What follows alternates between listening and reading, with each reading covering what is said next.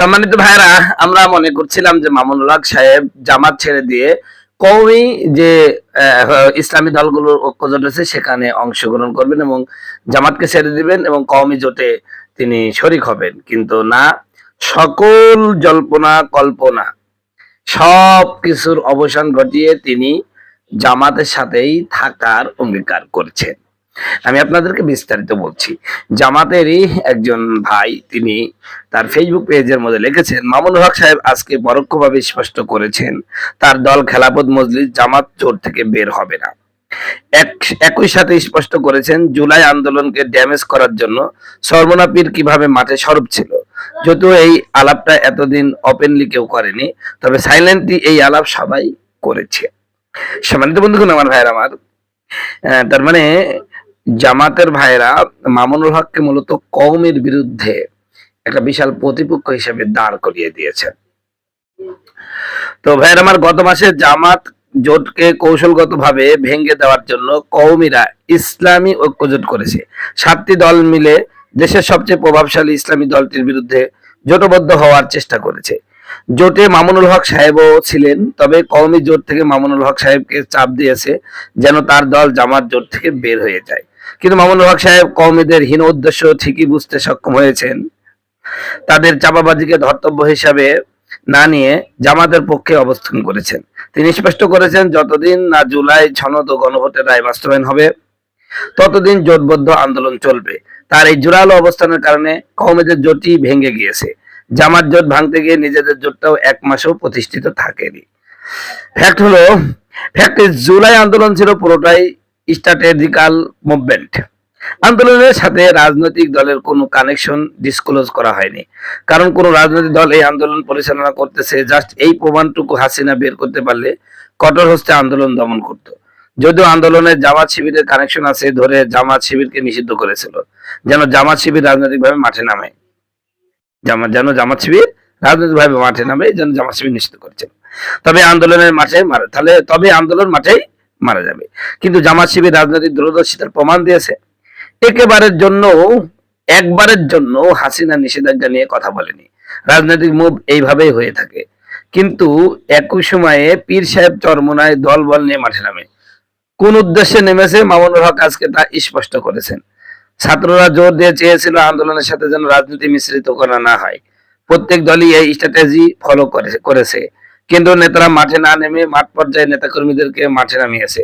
কিন্তু এই স্ট্র্যাটেজি বৃদ্ধাঙ্গুলি দেখিয়ে পীর সাহেব দলবল নিয়ে মাঠে নেমে যায়।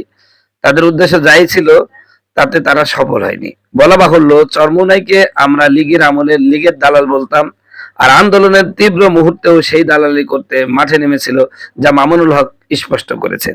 যাই হোক, মামুনুল হক জামাতের জোটবদ্ধ হয়ে নির্বাচন করে সংসদের 3টা আসন পেয়েছে, আর এইদিকে চরমোনায় 250 অধিক আসনে নির্বাচন করে মাত্র 1টি আসন পেয়েছিল। এই থেকে চরমোনায় মামুনুল হকের প্রতি বিদ্বেষপরণ হয়ে তীক্ষ্ণ কথা বলতেছেন। কওমিদের মধ্যে সবচেয়ে বড় দলটি যেখানে 1টি আসন পেয়েছে, জামাতের সাথে নির্বাচন করে তুলনামূলক ছোট দলটিও 3টি আসন পেয়েছে। এটা অবশ্যই সফলতা, আর এই সফলতাকেই পীর সাহেব মেনে নিতে পারতেছে না। মামুনুল হক চরমোনাই সহ কওমি দলগুলোর হীন রাজনৈতিক উদ্দেশ্যে ক্যাচ করতে সক্ষম হয়েছেন। মামুনুল হক চরমোনাই সহ কওমি দলগুলোর হীন রাজনৈতিক উদ্দেশ্য ক্যাচ করতে গিয়েছে সক্ষম হয়েছেন, আর তাই কওমিরা চাপাচাপি করেও তাকে জামাত জোট থেকে বের করতে পারেনি। বরং মামুনুল হক সাহেব জামাত জোটে অত্যন্ত সম্মানিত হয়ে আছেন, আর এই সম্মানকে অবশ্যই তিনি মূল্যায়ন করে যাবেন ইনশাআল্লাহ। এবার আমার তার মানে গত 2 দিন ধরে যে মামুনুল হককে ভিলেন বানানোর আমাদের চরমোনার ভাইরা চেষ্টা করলো, যে জুলাই আন্দোলনে তার কোনো অবদান নাই। জামাত তো ভাই, জামাতের তো একটা বিশাল সোশ্যাল মিডিয়া রয়েছে, অসংখ্য তাদের বট বাহিনী রয়েছে। চরমোনায় পেরে উঠবেন না। দ্বিতীয়ত মামুনুল হকের পিছনে লাগাটা চরমোনার জন্য সবচেয়ে ভুল হলো। এবার চরমোনাকে ভাই উলঙ্গ করে ছাড়ে দেবেন, কারণ মামুনুল হকের দল এবং জামাত 2টা মিলে আপনাদের বিরুদ্ধে লাগবে। চরমোনাদের যে কি হবে, রাজনীতি বা মাঠে মারা যাবে না। তো যাই হোক ভাই, রাজনৈতিক সমালোচনা এগুলো আমরা পরিহার করি। সবাই এক ভাই, জামাত, চরমোনা, বাংলাদেশ খেলাফত মজলিস, হেফাজত ইসলাম, সবাই যদি এক হই, আগামীতে ইনশাল্লাহ আমরা ক্ষমতাও যেতে পারি। তবে উচিত আমাদের এখন, আমরা পড়াই ও আতাসিমু বিহাবলিল্লাহি জামিয়া, কিন্তু আমরা নিজেরা আমল করি না, এটা সবচেয়ে দুঃখ বিষয়। যাই হোক, এখন আপনাদেরকে একটা অন্যরকম আলোচনা শোনাই। আজকে সোশ্যাল মিডিয়ায় আমার এক ভাই আমার নবী সাল্লাল্লাহু আলাইহি সাল্লামের ভালোবাসার উপর একটা প্রবন্ধ লিখেছে। আসুন তো আমরা এই প্রবন্ধটা পড়ি। নবী প্রেমিকদের প্রিয় সংগঠন হুব্বে রাসূল সাল্লাল্লাহু আলাইহি ওয়াসাল্লামের ফাউন্ডেশনের পক্ষ থেকে লেখাটি প্রকাশ করা হলো। হে প্রিয় নবী সাল্লাল্লাহু আলাইহি সাল্লাম, আপনাকে ভালোবাসি। দুনিয়ায় কত মানুষকেই তো আমরা ভালোবাসি। কেউ কাছে থাকলে ভালো লাগে, কেউ কথা বললে হৃদয়টা প্রশান্ত হয়, আবার কেউ দূরে চলে গেলে বুকটা শূন্য হয়ে যায়। কিন্তু হে আল্লাহ রাসূল সাল্লাল্লাহু আলাইহি ওয়াসাল্লাম, আপনার প্রতি ভালোবাসা যে এক অন্যরকম ভালোবাসা। আপনাকে আমরা চোখে দেখিনি, আপনার কণ্ঠস্বর শুনিনি, আপনার পাশে বসার সৌভাগ্য হয়নি, তবু আপনার নাম শুনলেই কেন জানি হৃদয়টা কেঁপে ওঠে, চোখের কোণে অশ্রু জমে যায়।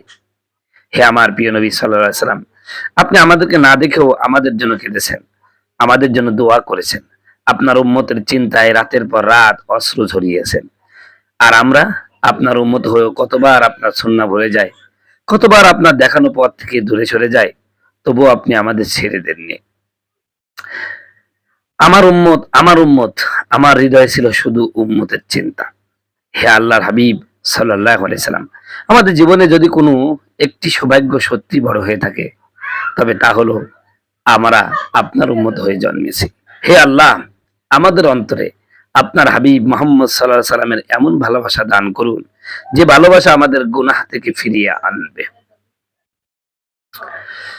সুন্নাহর পথে হাঁটাবে, আর আপনার সন্তুষ্টির পথে জীবন কাটাতে শিখাবে।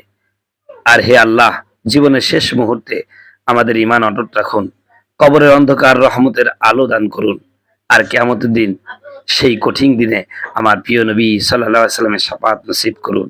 হে প্রিয় নবী সাল্লাল্লাহু আলাইহি সাল্লাম, আপনাকে আমরা দেখিনি, কিন্তু আপনাকে ভালোবেসেছি। দুনিয়ায় দেখা না হলেও জান্নাতে যেন আপনার পাশে দাঁড়াতে পারি, এটাই আমাদের সবচেয়ে বড় স্বপ্ন। আল্লাহুম্মা সাল্লি ওয়া সাল্লিম ওয়া বারিক আলা সাইয়্যিদিনা মুহাম্মদ সাল্লাল্লাহু আলাইহি ওয়াসাল্লাম। কেমন লাগলো ভাইরা আমার? লেখাটা আমার খুব ভালো লেগেছে। তো চিন্তা করলাম যে আমি তো শুধু সমসাময়িকই কথা বলি, তো মাঝখানে আমার রসুলের প্রেম ভালোবাসা নিয়ে একটু কথা আপনাদেরকে শোনাই, এই জন্যই শোনালাম ভাই। আসলে নবীজির প্রেম ছাড়া ঈমান জমে না ভাই, নবীজির প্রেম ছাড়া কিছুই ভালো লাগে না। নবীজির প্রেম যত তার বেশি, নামাজের প্রতি খুশি খুশু তার বেশি, রসুলের প্রতি ভালোবাসা তার বেশি, কবর পরকালের চিন্তা তার বেশি। আলহামদুলিল্লাহ।